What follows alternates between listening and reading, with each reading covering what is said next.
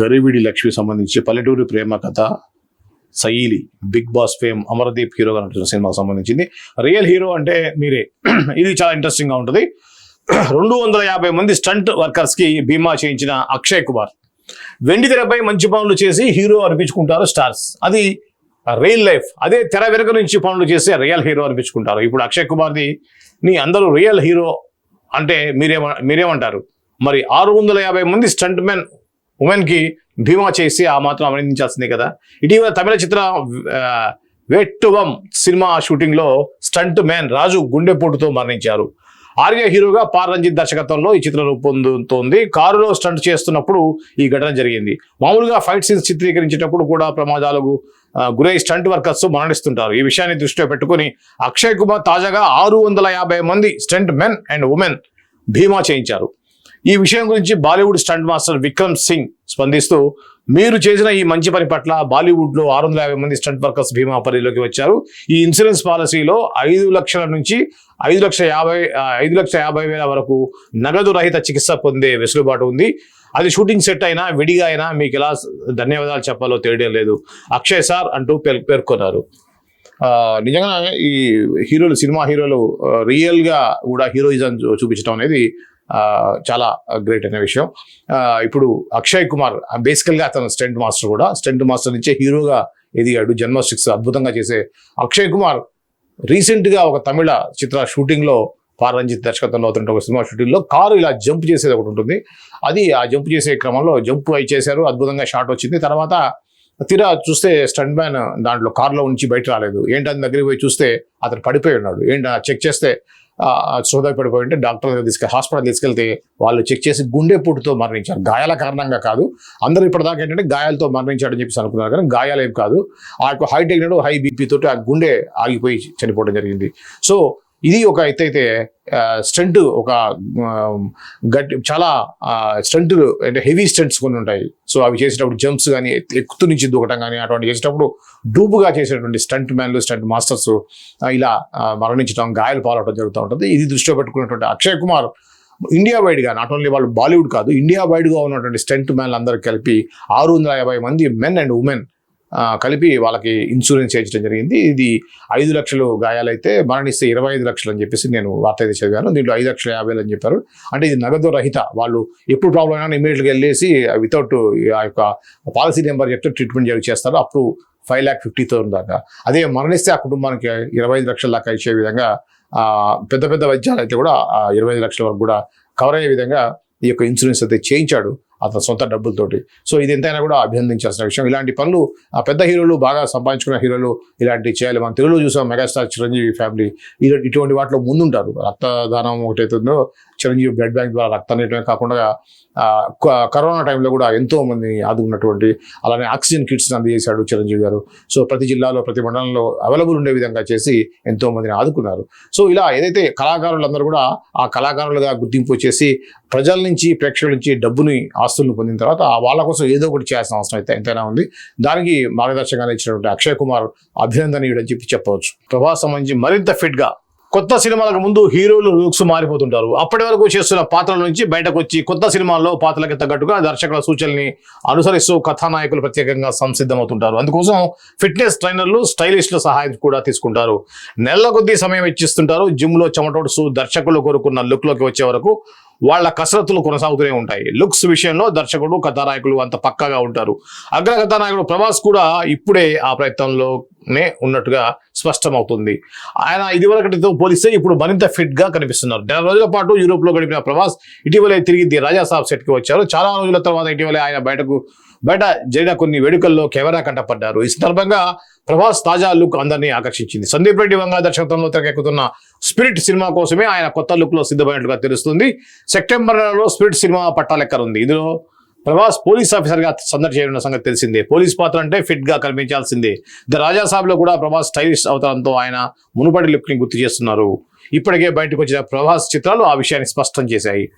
నిజంగా ఒక ప్రభాస్ ఫ్యాన్ గా ఆందోళన చెందిన మాట అయితే వాస్తవమే. అంటే మనం తెలుగు సినిమా అభిమానులాగా, అలానే ప్రభాస్ని ఇష్టపడేటువంటి వాళ్ళు ఎవరైనా కూడా నిజంగా ఈ మధ్య మనం కల్కి ఆ టైంలో నుంచి చూస్తే ఏమిటి ఇలా అంకుల్లాగా అయిపోయాడని అయితే చాలా మంది ఆందోళన పడ్డాం అన్నమాట. వాస్తవం, ఇది ఎవరు ఇబ్బంది పడ్డా కూడా ఇది వాస్తవం అని చెప్పుకోవాలి. నడవలేక నడవడం, అతను హెవీ బాడీ, ఇవన్నీ చూసి హీరోకు ఉండే లక్షణాలు లేవు.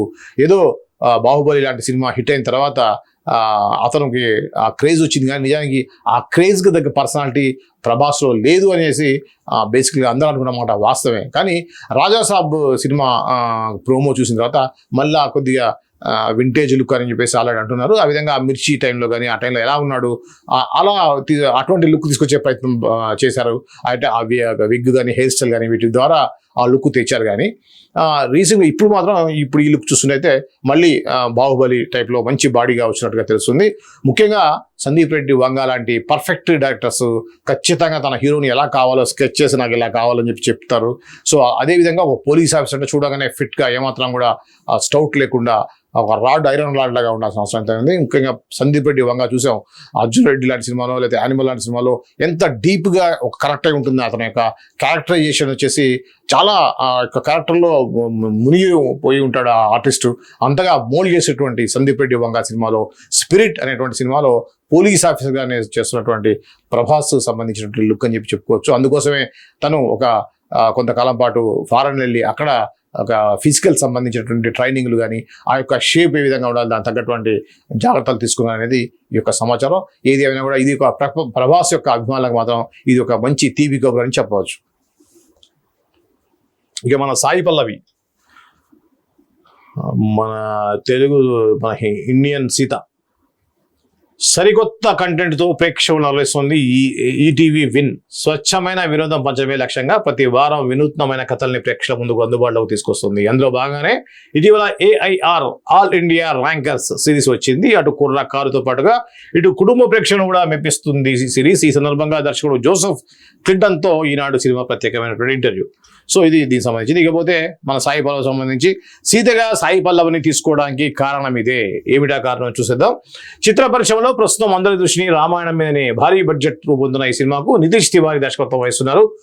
బాలీవుడ్ కథానాయకుడు రణబీర్ కపూర్ సాయి పల్లవి జంటగా నటిస్తున్నారు. ప్రస్తుతం శరవేగంగా చిత్రీకరణ చేసుకుంటున్నటువంటి ఈ సినిమాలో రాముడిగా రణబీర్, సీతగా సాయి పల్లవి తీసుకోవడం వెనుక కారణాలను వెల్లడించారు కాస్టింగ్ డైరెక్టర్ ముఖేష్ చబ్రా. తాజాగా ఇంటర్వ్యూలో పాల్గొన్న ఆయన మాట్లాడుతూ తన ప్రశాంతమైన వ్యక్తిత్వమే రణబీర్ను రాముడిగా తీసుకోవడానికి ముఖ్య కారణం. గొప్పగా నటించే నేపథ్యం ఉన్న ఆయనలో ఉంది. సీత పాత్రలో నటించడానికి కూడా చాలా మందిని అనుకున్నాం, కానీ సాయి పల్లవి మాత్రమే ఆ పాత్రకు ఎంపిక చేయడానికి ఎన్నో కారణాలు ఉన్నాయి. ఆమె గ్లామర్ పాత్రలకు దూరంగా ఉంటుంది, అందం కోసం సర్జరీలు చేయించుకోలేదు, సహజ అందమే బాగుంటుందని మా సినిమాలో సందేశం ఇచ్చినట్లుగా ఉంటుందని ఆమెను తీసుకున్నామని తెలిపారు. నమిత్ మల్హోత్రా నిర్మిస్తున్న ఈ సినిమాలో 2 భాగాలుగా ప్రేక్షకుల ముందుకు రానుంది. సో ఏది ఏమైనా కూడా ఇది చాలా మంది నూతన హీరోయిన్లకి ఒక ఆదర్శంగా అని చెప్పుకోవచ్చు. అంటే హీరోయిన్గా సినిమా రంగంలో మనం సక్సెస్ కావాలి అంటే ఓన్లీ అందాలు చూపించాలి అనేటువంటి కాన్సెప్ట్తో ఇప్పటికి కూడా ముఖ్యంగా హీరోయిన్లు ఉన్నారు, చాలా తక్కువ మంది మాత్రమే. ఒకటప్పుడు సౌందర్య, అంతకంటే ముందు సావిత్రి లాంటి కొంతమంది నటీమణులు మాత్రమే నటన ద్వారా మనకి డబ్బుల కంటే కూడా ఒక ఇమేజ్ అనేది ఇంపార్టెంట్, స్క్రీన్ మీద ఉన్నటువంటి మన ఇమేజే మనకి ఇంపార్టెంట్ అనుకుంటూ వాళ్ళు కొన్ని పరిధుల్లో ఉండి ఆ పరిధులు లోబడే వాళ్ళు నటిస్తూ రెమ్యునరేషన్ ఎక్కువ ఇచ్చినా కూడా ఆ గ్లామర్ పాత్రలు చేయకుండా తనకంటూ ఒక నిర్దిష్టమైనటువంటి ఒక బార్డర్స్ తీసుకొని దాంట్లో నటించినటువంటి నటుల్లో ఉంటారు.